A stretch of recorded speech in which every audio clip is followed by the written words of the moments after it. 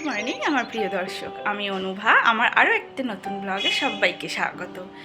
আজ হচ্ছে মঙ্গলবার, আর মঙ্গলবার এখন সময় হচ্ছে পুরো একদম ডট সকাল 10টা। আর এই 10টা থেকে আমি তোমাদেরকে সাথে নিয়ে আমার নতুন ব্লগ একটা শুরু করলাম। আই হোপ আজ ব্লগটা তোমাদের একটু হলেও ভালো লাগবে। আর তো মেয়ের বাপি দুজনে খেয়ে বেরিয়ে গেছে, তো ওরা তো সকালবেলা মানে খেয়ে বেরিয়ে যাওয়ার পর আমার অন্যান্য কাজ শুরু হয়। তো সকালে তো এক প্রস্ত কাজ হয়ে গেছে, তো এখনও শুরু হবে। অ্যাকচুয়ালি আমার কিচেনটা একটু ক্লিনিং করব, যেহেতু রবিবার রান্না পুজো, তো ওই জন্য আমি সব একটু ক্লিনিং করছি আর কি। আর যেহেতু এখন রোদ আছে, এখন বর্ষাকাল, বুঝতেই পারছো যে কখনো বৃষ্টি কখনো রোদ, তো রোদ থাকাকালীন আমি কিছু কাচাকুচি করে নিয়েছি, আর কিছু কিছু বাকি আছে এখনও, তো সেগুলোও করব। আর রোদ থাকাকালীন আমি সব কিছু একটু ক্লিনিং করার চেষ্টা করছি আর কি। আর বর্ষাকালে দেখবে বৃষ্টি হলে না সব কিছু কেমন একটা স্যাঁতস্যাঁত করে, যার জন্য পরিষ্কার করেও ঠিক মন পোষে না আর কি।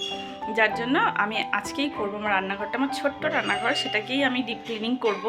তো কেমনভাবে আমি কি করি তোমরা দেখতে থাকো আর আমার সাথে থাকো। তো চলো শুরু করা যাক। ভিডিও শুরুর আগেই বলি, আমার এই ভিডিওটা যে যেখান থেকে দেখছো, আশা করছি ঈশ্বরের কৃপায় সবাই খুব ভালো আছো আর সুস্থ আছো, আর আমরাও ভালো আছি। তো দেখো, আমি আরও একটা নতুন ব্লগ শুরু করলাম, আশা করব পুরো ব্লগটা তোমরা দেখবে। তো দেখো, আমি ফার্স্ট না রান্নাঘর ক্লিনিং করতে যাওয়ার আগে কিছু কিছু হাতের কাজ আছে সেগুলোই করে নিচ্ছি। যেমন এই মেয়ে বই টইগুলোর বিছানার উপর ছড়িয়ে ছিটিয়ে গেছিলো, সেগুলোই একটু গুছিয়ে রেখে দিলাম। আর কয়েকটা জামা কাপড় ছিল, সেগুলোও গুছিয়ে রেখে দিলাম। আগেই বলেছি না, বিছানার উপর জামা কাপড় পরে থাকলে আমার বেশ ভালো লাগে না দেখতে, তো ওই জন্য আমি গুছিয়ে রেখে দিলাম। আর এদিকে দেখো, কিছু জামা কাপড় আমি ভিজিয়ে রেখেছিলাম, সেইগুলোই কেচে দিলাম। অ্যাকচুয়ালি মেশিনটা কাল একটু ডিপ ক্লিনিং করা হয়েছিল, মানে আমার ওয়াশিং মেশিনটা ডিপ ক্লিনিং করার পর দেখছি একটু প্রবলেম হচ্ছে। যে মেশিনে দিয়েছিলাম ফার্স্ট, কিন্তু হচ্ছিল না। তো গোদের উপর বিস্ফোরা বলে না, তা আমার অবস্থা সেই হয়েছে আর কি। মেশিনে ভাবলাম দিয়ে দেবো, তারপর শান্তি করে এদিকে আমি কিচেনটা ক্লিনিং করলে সমস্যা হতো না, ওদিকে কেচে আমার শুকিয়ে বেরিয়ে যেত। কিন্তু আমার কিছু করার নেই, তো ওদিকে ভিজিয়ে দিয়ে কেচে নিয়েছিলাম। মানে সকালে ভিজাতে গিয়ে দেখছিলাম হচ্ছিল না বলে ওটা ভিজিয়ে দিয়ে কেচে নিয়ে মেলে দিয়ে আসলাম। রোদ্রের ব্যাপার বুঝতে পারছো, কখনো বৃষ্টি এসে যাবে, তো ওই জন্য আমি ওটাকে আগে কেচে মেলে দিয়ে আসলাম। দেওয়ার পর এদিকে দেখো আমি কিচেনে চলে এসেছি।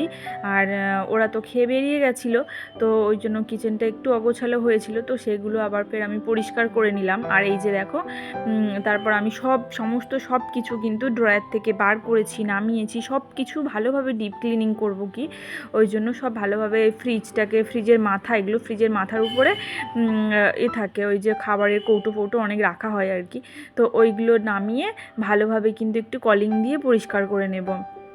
আর ড্রয়ার থেকে কৌটোগুলোও সব বার করে নিয়েছি, মানে ওই শোকেস আলমারিটা থেকে, ওটা থেকে সব কৌটোগুলো বার করার পর না ওটাকেও পরিষ্কার করে একটা ভেজা কাপড় দিয়ে মুছে নিয়েছি। আর এই যে এই কাঠের ড্রয়ারগুলো থেকে এই যে কৌটো কাটা যা আছে সব বার করে নেব। এই কৌটো কাটাগুলো বার করে ভিতরে যত ঝুল আছে সব পরিষ্কার করে ঝেড়ে নেব। নেওয়ার পর কিন্তু ভালো করে মুছে নেব। আর এই যে গামলাটা দেখছো, এই গামলাটা না আমি একটা খেলে প্রাইজ পেয়েছিলাম আর কি। তো যাই হোক, ওই গামলাটা করে আগে কিন্তু আমাদের চিকেন মাখানো হতো, মানে এত পরিমাণ চিকেন আনা হতো, ওই গামলা ছাড়া আমাদের অন্য কোনো গামলাতে ধরতো না। তো এখন আর সেই পরিমাণ চিকেনটা আমার বাড়িতে আসে না, কেন কি আমার হাজব্যান্ড খায় না, ওর এখন অসুস্থতার কারণে বারণ আছে চিকেন খাওয়া, যার জন্য কিন্তু ওর মানে পুরোপুরি বারণ, ওই জন্য অল্প একটু আনলে আমার আর আমার মেয়ের হয়ে যায়। তো যাই হোক, দেখো এদিকে কিন্তু আমি সব বার করে নিয়েছি। নেওয়ার পর কিন্তু সব পরিষ্কার করে ঝেড়ে মুছে নিয়েছি। আর নেওয়ার পর কৌটো কাটাগুলো সব কিন্তু ভালো করে ভেজা কাপড় দিয়ে মুছে নিয়েছি। নেওয়ার পর কিন্তু জায়গার জিনিস জায়গা মতো আবার গুছিয়ে রেখে দেবো।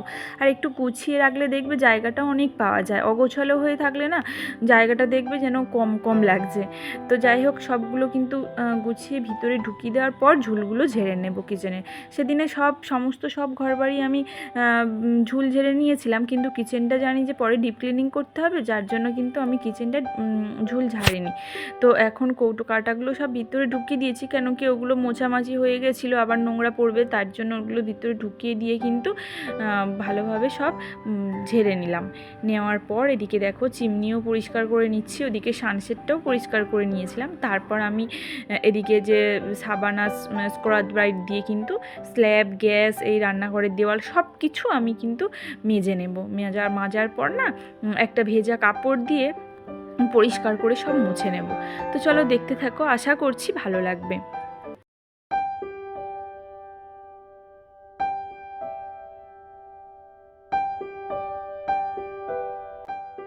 সংসার শব্দটা ছোট, কিন্তু সংসারের কাজকর্মগুলো এতটাও ছোট না।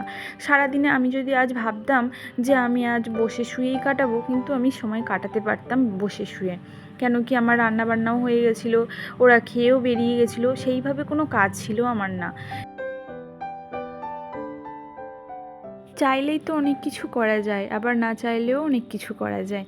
তো আমি ভেবেছি যে আমাকে তো সেই কিচেনটাকে ক্লিনিং করতে হবে। আর আজ যেহেতু আমার সেইভাবে কাজের চাপ ছিল না, মানে রান্নাবান্নার কাজ কমপ্লিট হয়ে গেছিলো, সেহেতু একটু কিচেনটা ক্লিনিং করে নিলে আমার কাজটা অনেকটা এগিয়ে যাবে। যার জন্য কিন্তু আমি বসে শুয়ে রেস্ট নেওয়ার কথা একদমই মাথায় আনিনি।